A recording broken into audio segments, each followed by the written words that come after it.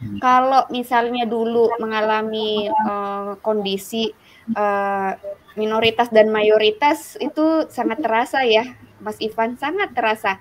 Apalagi di sekolah negeri waktu itu, misalnya saya, seorang diri, nggak punya teman, paling yang sewarna dengan saya dan saudara-saudara saya, seperti itu.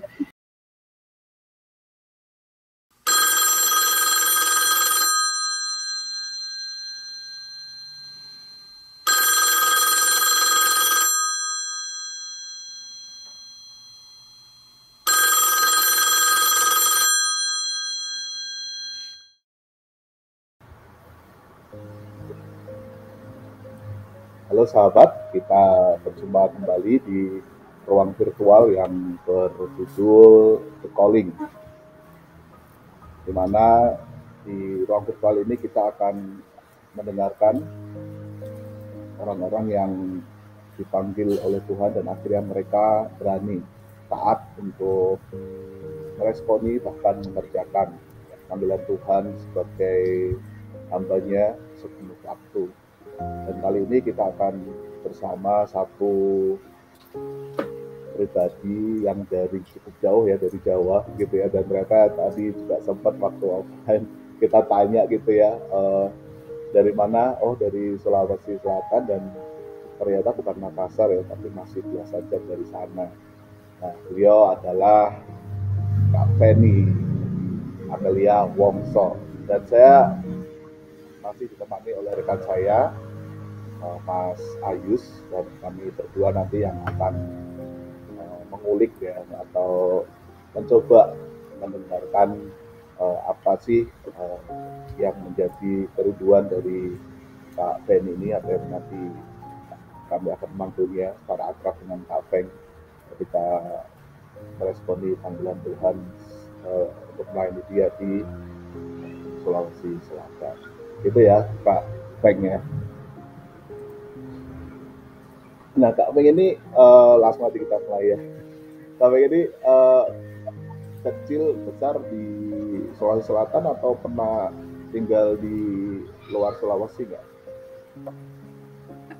Nggak pernah sih Mas Ivan, lebih banyak memang lahir besar di Makassar, jadi jiwanya itu, jiwa Sulawesinya tuh lebih kental gitu. Lebih kental ya, jadi lahir besar itu tidak pernah keluar dari Makassar ya? Nggak, iya. Gitu ya, berarti bang orang tua asli sana kah, atau apa dulu pernah tinggal di luar Sulawesi terus pindah ke Makassar? Ya kalau orang tua memang, perantau dulu ya Mas Ivan, tapi kemudian akhirnya mereka memutuskan untuk, menetap di Makassar. Nah, setelah mereka menetap di Makassar, barulah kami anak-anaknya tuh pada lahir dan tumbuh di sana. Dan setelah itu nggak pernah lagi, pindah-pindah kota gitu. Gitu ya. Terus Kak Fei berarti berapa bersaudara nih? 4 Ada bersaudara berapa? Mas 4 Ivan. bersaudara ya. Saya Oh, anak jadi 4 kedua. anak kedua, dan semuanya di Makassar ya. Papa lahir dan besar di Iya, Makassar. Gitu ya. Terus iya, apa betul namanya? Mas Ivan. Apa? Ya. TK, SD, SMP negeri atau sudah di swasta? Semuanya negeri. Saya negeri ya. Kecuali pas ya, kecuali pas kuliah, itu baru, swasta. Karena memang untuk program atau jurusannya waktu itu yang adanya cuma swasta. Nah, kalau dulu orang tua kan prinsipnya masuk sekolah negeri supaya, mudah untuk berbaur gitu. Karena, orang tua kan sempat banyak mengalami, ini ya, waktu zaman-zaman mereka masih, sekolah, dulu sulit sekolah gitu. Karena mereka, kalau mama saya itu kan dulu, statusnya WNA. Jadi kalau dia mau sekolah itu memang sekolah di sekolah Tionghoa. Jadi nggak bisa di, sekolah negeri gitu. Sulit dulu waktu zaman-zaman mereka untuk mau sekolah itu sulit karena status kewarganegaraannya. Nah, akhirnya ketika mereka punya anak, mereka memutuskan bahwa semua anak-anaknya tuh harus, berstatus warga negara Indonesia, lalu kemudian juga harus sekolah di sekolah negeri. Mungkin karena pengalaman masa lalu ya, Mas Ivan. Ya, Jadi dari situlah akhirnya kami semua, sekolahnya di sekolah negeri. Oh gitu ya. Tapi nggak tahu di Makassar ya, kalau di Jawa gitu ya. Oh, yang saya dengar sih di Semarang, di Jawa Timur juga lah, Jawa Tengah, Jawa Timur itu kalau berarti kan Kak Feng ini kan dari etnis Tionghoa begitu ya. Kemudian ketika berinteraksi ya dengan penduduk yang mayoritas etnisnya berbeda begitu, mereka bisa membaur begitu ya kalau di Jawa Tengah dan Jawa Timur, bahkan logat mereka tuh benar-benar yang sangat medok gitu ya. Medok Semarang, kalau di Surabaya medok Surabaya begitu ya, kayak gitu ya. Dan mereka akhirnya biasanya sekolah di swasta justru gitu, karena apa namanya, di sana mereka bertemu dengan pribadi-pribadi yang seetnis gitu. Tapi ini unik, Kak pengen ini justru di negeri gitu kan, dan yang beretnis maaf Tionghoa itu pasti apa ya, kalau Jawa yang atau di Makassar itu justru sedikit begitu ya kalau dibandingkan dengan. Terus dari situ ini enggak apa ya, ada beban di situ nggak, atau bahkan pernah mungkin gara-gara itu terus ada korban, jadi korban bully segala macam. Ya, iya Mas Ivan pastilah ya. Pernah kan sempat juga menyesali. Maksudnya kenapa orang tua menyekolahkan di negeri, nggak di swasta saja, seperti keluarga yang lain seperti itu. Cuma memang mama saya itu lebih apa ya, lebih fokus ke pendidikan karena berpikir kalau negeri itu lebih gampang berkembang. Entah menurut dia atau gimana, saya juga kurang tahu, nggak pernah tanya lebih spesifik. Tapi saya sih lebih melihat karena mungkin pengalaman masa lalu yang mereka sulit sekolah sehingga sedikit mengarah anak-anaknya masuk ke sekolah negeri seperti itu. Kalau misalnya dulu mengalami kondisi minoritas dan mayoritas itu sangat terasa ya, Mas Ivan, sangat terasa. Apalagi di sekolah negeri waktu itu, misalnya saya seorang diri, nggak punya teman, paling yang sewarna dengan saya ya saya dan saudara-saudara saya seperti itu. Sementara yang lain enggak. Tetapi saya melihat ini satu rancangan yang unik ya, yang menurut saya justru itu menjadi kesempatan bagi saya untuk mengenal banyak teman-teman di luar dari etnis saya begitu. Jadi dulu ingat juga prinsipnya orang tua gini Mas Ivan, kalau kita masuk ke satu tempat atau ke satu daerah, maka hal yang paling harus kamu kuasai adalah bahasa daerahnya. Nah, itu aku diajar, dilatih dengan sangat epik gitu ya sama mama, sama beberapa keluarga itu bahasa Makassar alot gitu. Jadi benar-benar kami bisa berbahasa Makassar, jadi menyatu, berbaur. Katanya prinsipnya itu supaya bisa apa ya, menyatu dan tidak diasingkan. Nah, saya ini kalau mendengar cerita-cerita orang tua biasanya memang karena mereka mungkin punya pengalaman-pengalaman penolakan begitu ya, sehingga supaya tidak ditolak di masa yang akan datang, ya mereka mengajar kita untuk bisa berbaur dengan lebih natural seperti itu. Nah, dari situ saya mengenal banyak sekali teman-teman yang berbeda keyakinan, berbeda suku, berbeda adat, tapi justru memperkaya relasi saya dengan mereka. Jadi memang sih butuh apa ya, butuh ketabahan hati mungkin kali ya Mas Ivan, kesabaran. Kadang-kadang juga kalau anak-anak ya waktu SD gitu dibecandain, itu dibully juga biasa, tapi lama-kelamaan pikirnya ya udahlah, itu kayaknya bagian dari proses dibentuk ya. Karena memang komunitasnya cukup unik gitu. Tapi cukup membaur ya, etnis Tionghoa dengan etnis yang ada di Makassar cukup membaur ya. Sebenarnya enggak juga sih Mas Ivan, kalau secara umum sebenarnya iya, waktu saya kecil-kecil itu masih ada sekat-sekat yang cukup kuat juga. Dan memang kan beberapa etnis Tionghoa itu kan untuk banyak berbaur di lingkungan masyarakat itu nggak banyak gitu. Jadi memang sangat langka. Apalagi kalau misalnya mau menjadi mau bekerja atau masuk di pemerintahan itu sulit gitu. Nah, mungkin orang tua saya punya mimpi supaya anak-anaknya nanti masuk di area-area yang mungkin sulit kali ya. Nggak tahu, saya juga nggak pernah tanya lebih dalam sih mimpi-mimpi orang tua seperti apa. Tetapi nanti kalau dengar ceritanya ke depan, nah sebenarnya dengan masuk ke sekolah negeri inilah akhirnya saya bisa berjumpa dengan Kristus. Nah itu cerita menariknya nanti Mas Iwan. Oke, pasti sampai ke sana nanti ya. Iya betul. Oke, ada kota ya tadi sempat ada kota ya tadi komennya di online. Iya, kalau saya ingat pengalaman masa lalu sih, masa kecil, masa sekolah, saya yang asli Jawa sebenarnya juga nggak begitu menyadari bahwa teman saya ini etnisnya lain. Mungkin saya ini ya kena entah tidak peduli atau memang sudah terlalu pada membaur ya dari teman-teman yang dari, bahkan yang teman Batak pun saya anggap semua Jawa karena semua berbahasa Jawa kalau di sekolah. Jadi baru nyadar tuh dia ini ada marganya berarti Batak.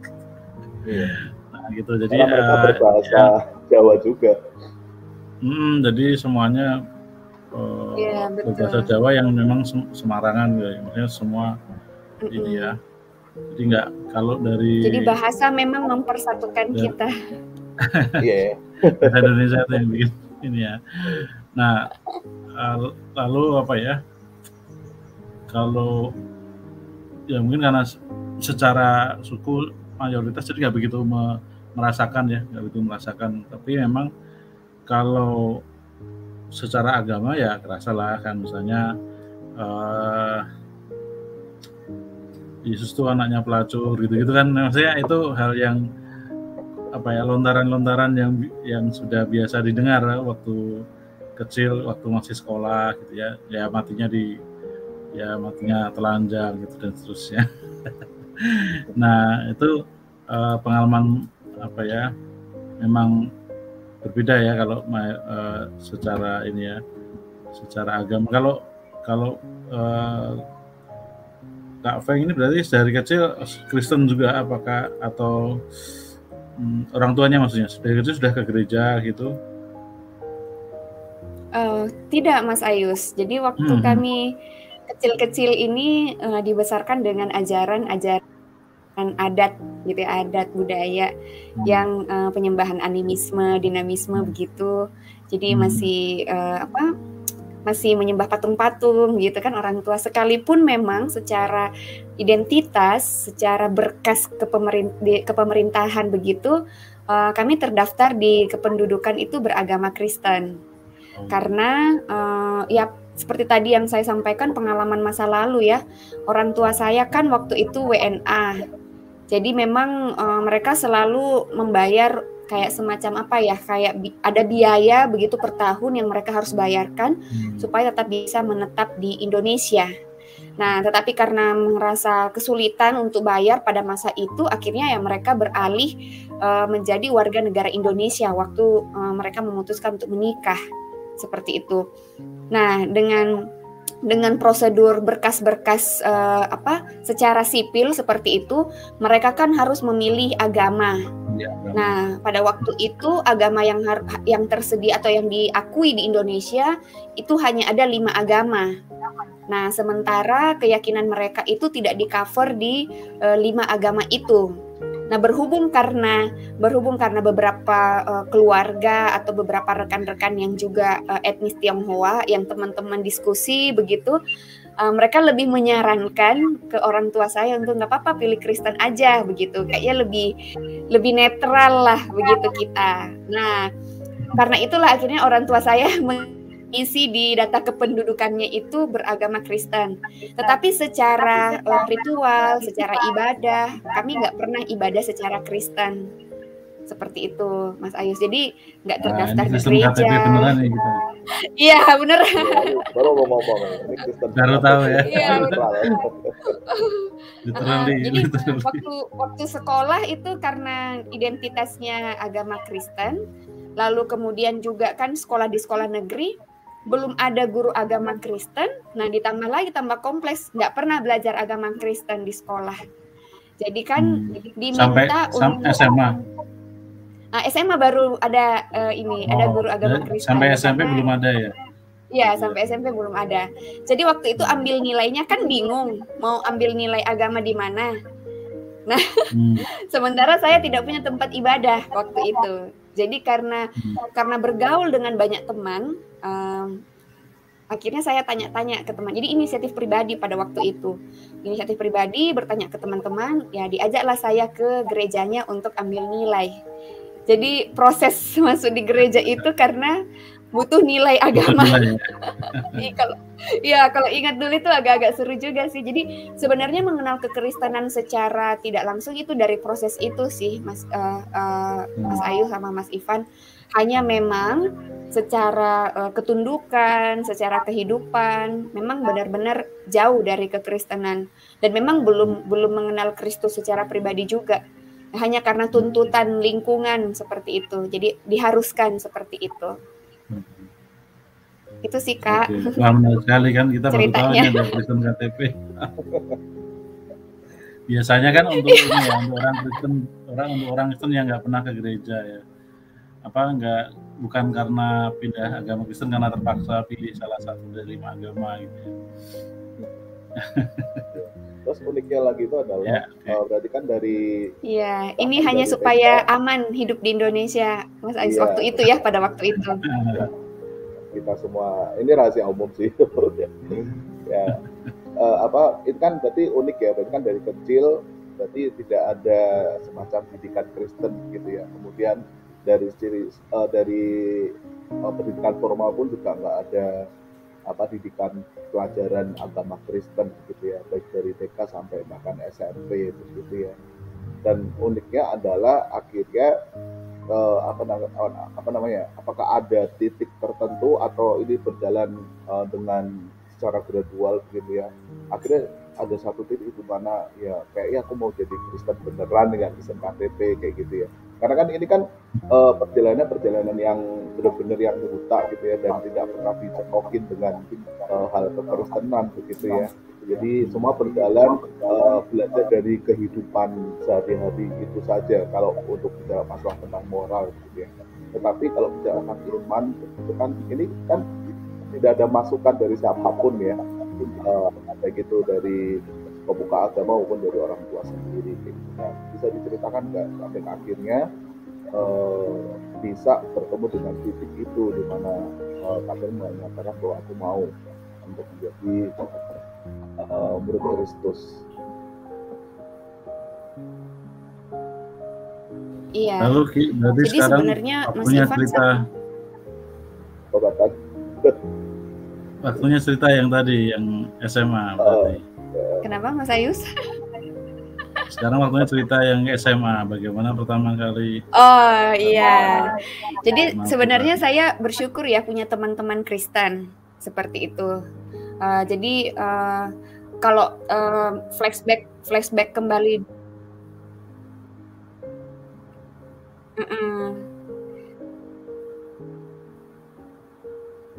Ya, jadi sebenarnya bersyukur ya ada teman-teman Kristen yang boleh saya kenal ketika masuk di sekolah negeri. Jadi sebenarnya waktu SMP dulu ya, SMP itu kan karena tuntutan nilai yang harus ada, sehingga saya mulai bertanya ke teman saya yang Kristen di SMP. Jadi teman saya yang Kristen di SMP itu menolong saya untuk pergi ke gerejanya waktu itu. Nah, sekalipun saya juga tidak punya pemahaman yang benar ya tentang beribadah secara Kristen. Nah, jadi karena sering diajak, ikut ibadah waktu itu, seru juga ya, seru gitu kan. Anak-anak sekolah minggu, anak-anak remaja dapat bingkisan kalau pas Natal atau Paskah begitu. Jadi setiap ada momen-momen di gereja, saya minta teman saya ajak saya. Waktu itu kan motivasinya supaya dapat hadiah. Seperti itu, selain dapat nilai, dapat juga hadiah. Nah, seiring berjalannya waktu, begitu saya lulus SMP, saya masuk di sekolah negeri, yang ternyata di SMA negeri yang saya masuki itu ada persekutuan siswa Kristennya. Nah, berbeda waktu saya SMP. Di SMP itu tidak ada guru agama, tidak ada persekutuan siswa Kristen, jadi benar-benar belajar murni itu dari teman-teman sekelas. Nah, tetapi satu transformasi terjadi ketika saya di SMA. Dan ini bagi saya ini tidak pernah saya pikirkan juga begitu ya. Nah, karena di data siswa baru waktu saya masuk sekolah itu harus menuliskan agama. Bahkan seperti biasa ada nama, alamat. Nah, salah satunya itu agama. Nah, ternyata itu sangat berperan penting bagi teman-teman pengurus persekutuan siswa waktu itu. Jadi semua siswa baru yang beragama Kristen itu mereka kumpulkan di satu aula sekolah. Nah, untuk apa? Untuk ikut ibadah penyambutan siswa baru. Jadi waktu itu saya nggak ngerti ini kegiatan apa, karena di SMP saya nggak punya pengalaman seperti itu. Tapi karena ada teman, jadi saya ikut. Nah, saya ikut, ada teman. Nah, hal yang menyentak saya waktu itu, salah seorang teman saya berkata ke saya, "Kamu gereja di mana?" Nah, saya bingung menjawab, jujur bingung menjawab saya gereja di mana, karena ya secara keanggotaan jemaat saya nggak terdaftar di gereja manapun. Nah, akhirnya kan karena saya ada pengalaman di SMP, ikut-ikut dengan teman saya di gerejanya, saya sebutlah nama gerejanya. Kalau saya bergereja di gereja itu. Nah, karena pertanyaan itu terus melekat di pikiran saya pikir, aduh kayaknya saya harus bergereja deh. Saya kan malu kalau teman SMA saya tahu bahwa saya tidak punya gereja. Jadi udah ada rasa malu nih, Mas Ayus. Nah, akhirnya saya memutuskan untuk bergereja di gereja itu, di gereja teman SMP saya. Kebetulan dekat rumah gitu. Jadi gereja di sana, menetap di sana, tetapi tidak terdaftar di gereja itu.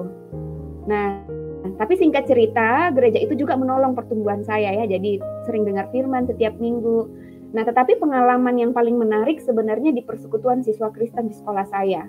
Nah, waktu itu di sekolah ada satu kegiatan masih di rangkaian penyambutan siswa baru. Ternyata ini kan salah satu sekolah yang dilayani Perkantas ya di Makassar. Itu memang ada kakak-kakak pendamping yang rutin hadir di setiap ibadah sekolah. Nah, saya berjumpa dengan satu kakak tim pembimbing siswa dari Makassar waktu itu. Jadi saya merasa saya disambut, saya disapa. Lalu kemudian saya menceritakan pengalaman saya yang tidak kenal gereja. Nah, akhirnya ada juga kakak kelas saya, waktu itu dia kelas 2, saya kelas 1. Akhirnya setelah pembicaraan di pertemuan itu, saya diajak untuk ikut kegiatan Perkantas. Yang waktu itu saya nggak tahu ini Perkantas apa gitu. Jadi seperti kejebak begitu, Mas Ayus, kecemplung. Hanya karena takut kan kakak senior aja, terus kita menolak. Gitu. Nah, jadi pertemuan secara tidak sengaja lah dengan Perkantas waktu itu. Nah, ketika saya masuk di Perkantas, ternyata kebiasaan kakak-kakak waktu itu suka membagikan Injil gitu, Mas Ayus. Jadi saya ditanya pertanyaan yang sekarang juga masih sih, Mas Ayus. Cuma waktu itu kan mungkin karena tanpa sepengetahuan saya, mereka tahu latar belakang saya. Akhirnya setiap kali berjumpa dengan saya, mereka selalu bilang, kalau nanti mengakhiri hidup di dunia ini, kamu percaya masuk surga apa enggak? Jadi pertanyaan yang istilahnya sering ditanyakan, itu kan seperti saya harus menghafal jawaban itu, Mas Ayus. Karena hampir selalu orang bertanya begitu kepada saya. Dikonfirmasi terus ya?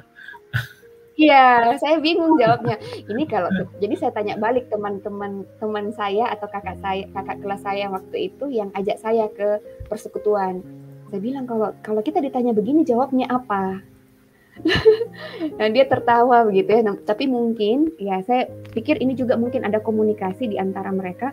Akhirnya mereka mulai mengajak saya untuk banyak berdiskusi, banyak bercerita. Lalu kemudian mereka mulai menceritakan Yesus kepada saya tanpa bertanya nanti masuk surga apa enggak. Jadi mereka mulai memperkenalkannya. Kakak-kakak TPS pada waktu itu secara bergantian memperkenalkan Kristus kepada saya. Jujur waktu itu saya sangat sulit menerima, Mas Ayus. Kenapa? Karena mereka selalu menekankan bahwa untuk mendapatkan kekekalan itu tidak harus dengan perbuatan baik. Sementara pengajaran saya sejak kecil dari orang tua saya bahwa kita itu harus selalu berbuat baik gitu. Karena dengan demikian kita itu akan mencapai kesempurnaan. Kita akan istilahnya akan lebih lebih bisa masuk surga lah, begitu bahasa sederhananya, Mas Ayus.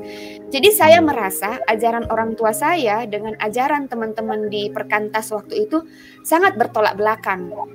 Jadi bagi saya sulit saya terima karena saya lihat di sekitar saya banyak juga kok orang Kristen yang tidak sebaik kami. Jadi saya masih ada secara pemikiran pengkotak-kotakan antara apa yang kami hidupi dalam keluarga dengan kehidupan orang Kristen di luar sana.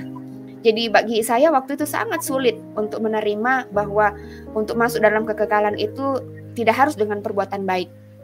Nah, saya yakin bahwa kakak-kakak ini terus mendoakan saya, menguatkan saya, sampai akhirnya satu titik saya menyadari waktu saya mulai belajar baca Alkitab. Jadi rasa penasaran saya tentang pertanyaan mengapa tidak harus dengan perbuatan baik, itu saya temukan di Alkitab gitu ya. Tentu dituntun dengan kakak TPS ini. Nah, lalu kemudian saya mulai bertanya, mulai menggali, dan akhirnya dari situ jujur secara tidak langsung saya merasakan kok mulai lebih tertarik begitu ya membaca Alkitab. Nah, akhirnya waktu itu kan saya belum punya Alkitab, Mas Ayus. Jadi saya dibelikan Alkitab sama kakak TPS, dikasih Alkitab begitu ya untuk saya pelajari.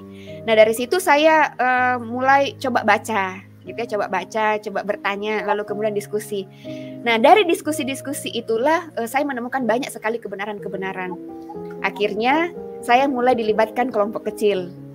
Jadi setahun proses itu dari kelas 1 SMA sampai ke kelas 2, kemudian akhirnya saya dimuridkan oleh seorang kakak. Tentu prosesnya juga cukup panjang karena saya masih punya mindset yang cukup kacau tentang keselamatan. Nah, dalam proses pemuridan itulah saya setiap hari kok merasakan kenapa ya semakin menyenangkan belajar Alkitab. Lalu kemudian saya diajar saat teduh. Setelah saya diajar saat teduh, saya juga diajar bagaimana berdoa.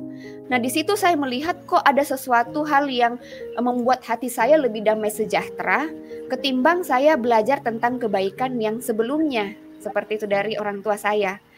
Nah, dari situlah saya mungkin secara pastinya kapan titik pertobatan itu terjadi, saya juga tidak tahu pasti.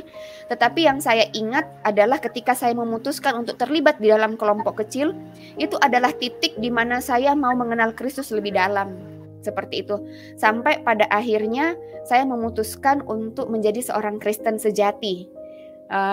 Keputusan ini saya ambil dengan sadar waktu itu, dan saya minta kesediaan kakak KTB saya, adakah gereja yang bisa menampung saya? Gitu. Jadi saya sempat seperti itu. Nah, tapi kakak KTB saya menyarankan nggak apa-apa, bergereja saja di gereja sebelumnya yang dekat rumah itu, gereja temanmu gitu. Karena kan mungkin juga nggak mau memaksakan satu aliran gereja tertentu begitu. Nah, akhirnya saya memutuskan untuk bergereja di sana dengan setia, sekalipun memang juga belum terdaftar. Nah, begitu saya kelas 3 SMA, saya memutuskan untuk di CD begitu, CD Kak atau baptis begitu ya, istilahnya di gereja itu harus ada peneguhan iman begitu Kak, karena saya kan sudah dewasa, jadi meneguhkan iman di sana.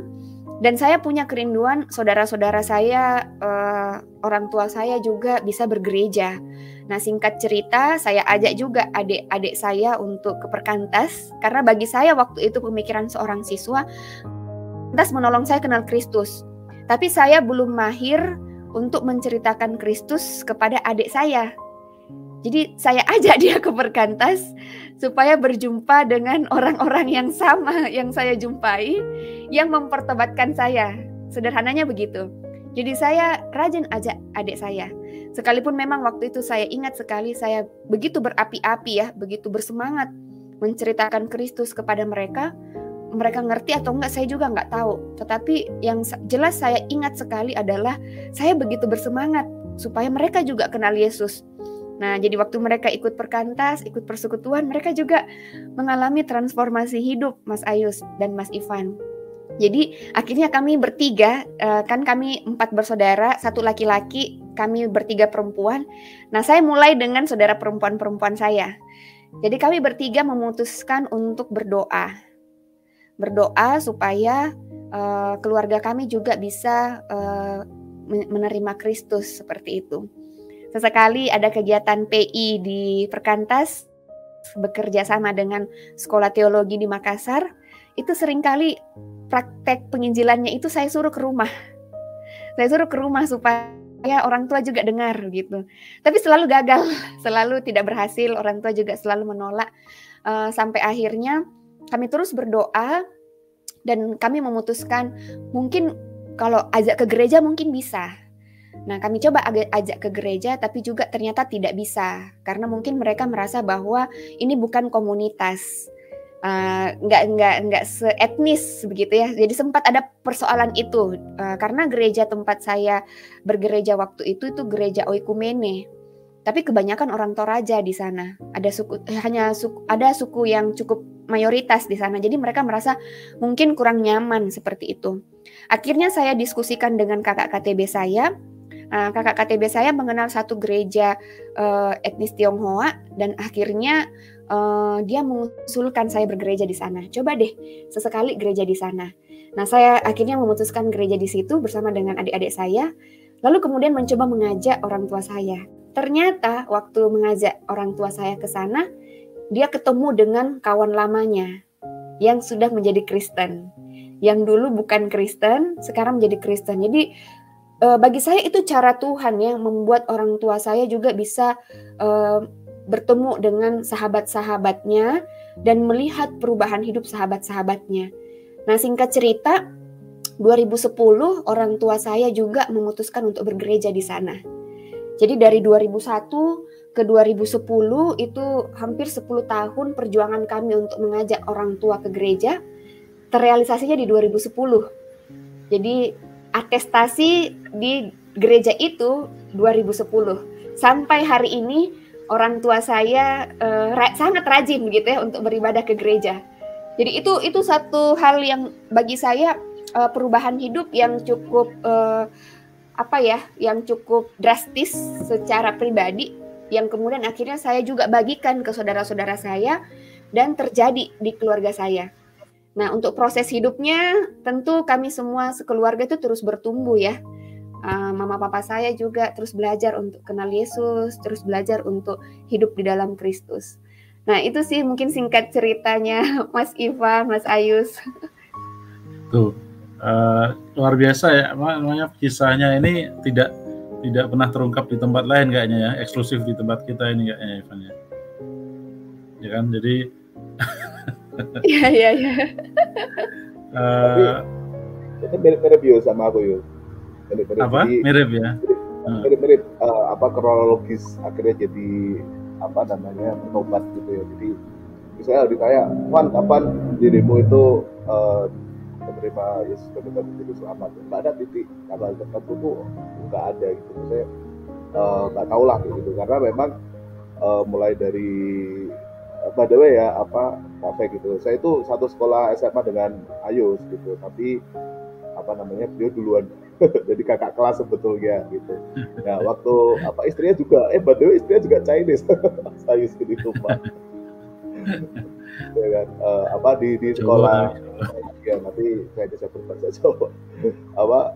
Di sekolah itu tuh ya praktis saya juga jarang sekali ikut persekutuan gitu ya. Kemudian ya gara-gara ada teman saya yang ikut persekutuan terus ikut juga kan mirip-mirip gitu ya. Terus waktu di sana ya kalau ada istilah terjebak, saya juga terjebak gitu ya. Saya tiba-tiba aja di situ tuh pas datang persekutuan ada acara dari Perkantas juga gitu, dan tiba-tiba dibagi kelompok-kelompok gitu kan. Nah, setelah dibagi kelompok-kelompok langsung bikin jadwal ya, minggu depannya kita ketemu lagi ya di kelompok ini doang gitu kan. Saya dengan teman saya yang ada tadi dan ada 2 yang lainnya, 8 orang gitu ya. Tiba-tiba aja itu dalam persekutuan itu sudah gitu. Tapi perjalanan menerima Yesus sebagai Tuhan Selamat ya tidak semudah itu gitu. Maksudnya dalam artian ya saya jalani kehidupan itu dengan nggak ada rohnya lah istilah kayak gitu. Jadi memang ada orang-orang yang ketika ini ya bertumbuh di dalam iman yang gradual seperti ini, dari satu titik tertentu kemudian langsung kembali saja. Tapi memang ada tanda yang juga mirip juga tadi ya, jadi seperti bersemangat. Tiba-tiba ada momen tertentu di mana tiba-tiba jadi beda ya hidupnya gitu, melihat ke belakang ada perubahan gitu sih ya. Jadi ini cukup ada keunikan tersendiri lah ya, apalagi sampai ada tadi dari satu orang yang bertobat ini akhirnya satu keluarga ya. menjadi ikut Tuhan. Tapi yang kakak yang pertama akhirnya gimana nasibnya ini? Tadi kayaknya belum disentuh ceritanya. Kalau kakak yang pertama gimana Kak? Akhirnya ikut juga kah ke gereja itu dan bertumbuh di sana? Karena melihat juga perubahan kami begitu ya. Hanya memang karena kakak saya waktu selesai SMA dia merantau, tidak punya cukup waktu untuk bisa terus berkomunikasi dengan dia, karena waktu itu kan telepon masih sulit. Kita juga waktu masih SMA itu kan belum punya handphone lah. Aku punya handphone itu pas nanti kelas 3 SMA, Mas Ivan. Jadi memang cukup lost contact ya dengan kakak waktu masa-masa itu. Tetapi bagi saya melihat juga kan karena mungkin latar belakang sebelumnya ya, kakak saya kan juga punya banyak teman-teman Kristen. Jadi waktu dia pergi ke satu daerah, merantau ke sana, kerja di sana, ya puji Tuhannya dia masuk gereja. Jadi sebenarnya secara tidak langsung ketika Roh Kudus bekerja dalam kehidupan saya dan adik-adik saya, Roh Kudus juga bekerja di tempat kakak saya gitu ya, untuk membuat kakak saya memilih masuk ke gereja. Nah lalu kemudian biasanya sesekali dia menelpon, nah kita baru cerita tuh, saya ikut ini, ikut itu. Nah akhirnya memang setelah dia kembali ke Makassar, barulah waktu itu saya juga mulai mengajak ke gereja yang sama, supaya kami memang satu keluarga bisa beribadah bersama-sama. Sampai hari ini kakak saya juga terdaftar di gereja yang sama, gitu, Mas Ivan. Oke, puji Tuhan. Berarti satu keluarga itu full ya. Iya. Semua akhirnya tadinya Kristen KTP, akhirnya menjadi Kristen yang memang tumbuh. Ya, jadi sebenarnya Perkantas itu sangat berjasa ya kalau saya mau bilang, Mas Ivan. Perkantas itu dalam hal ini pelayanan siswa di Makassar waktu itu sangat berjasa di dalam proses pertobatan dan pertumbuhan saya. Karena itu juga menjadi satu hal yang menurut saya sangat mendorong saya melihat ke belakang pertobatan saya. Dan itu yang membuat saya sampai hari ini juga masih tetap bersemangat gitu ya, bahwa ada banyak siswa-siswa yang mungkin mencari jalan kebenaran seperti saya pada masa lampau, yang sebenarnya butuh seseorang untuk menceritakan kepada mereka tentang siapa Kristus. Nah itulah akhirnya waktu itu saya ingat sekali, saya memutuskan untuk terlibat di Persekutuan Siswa Kristen Ujung Pandang, waktu itu masih nama Ujung Pandang. Kemudian saya jadi pengurus. Lalu memutuskan 4 tahun ya, 2 periode menjadi tim pembimbing siswa. Jadi memang sama sekali nggak pernah putus pelayanannya, melayani siswa. Karena sampai waktu itu saya masih, seperti tadi yang saya bilang ya sama Mas Ivan, sama Mas Ayus, semangatnya itu masih terus berkobar begitu. Dan hal yang paling nampak juga, saya punya kerinduan untuk terus belajar, merasa kurang gitu ya, merasa belum melakukan sesuatu untuk siswa. Jadi kayak ada semacam gairah begitu untuk, wah ini siswa nih harus dengar Yesus seperti saya gitu ya, mengalami transformasi, istilahnya dari yang buta kemudian melihat kebenaran, itu sesuatu yang amazing. Dan saya mau siswa-siswa pada waktu itu di Makassar juga mengalami hal yang sama gitu. Jadi makanya kenapa kayaknya sulit gitu Mas Ivan, Mas Ayus, untuk melepaskan diri dari pelayanan siswa ya. Waktu itu sangat kuat sekali gitu kerinduannya siswa-siswa ini kenal Yesus begitu.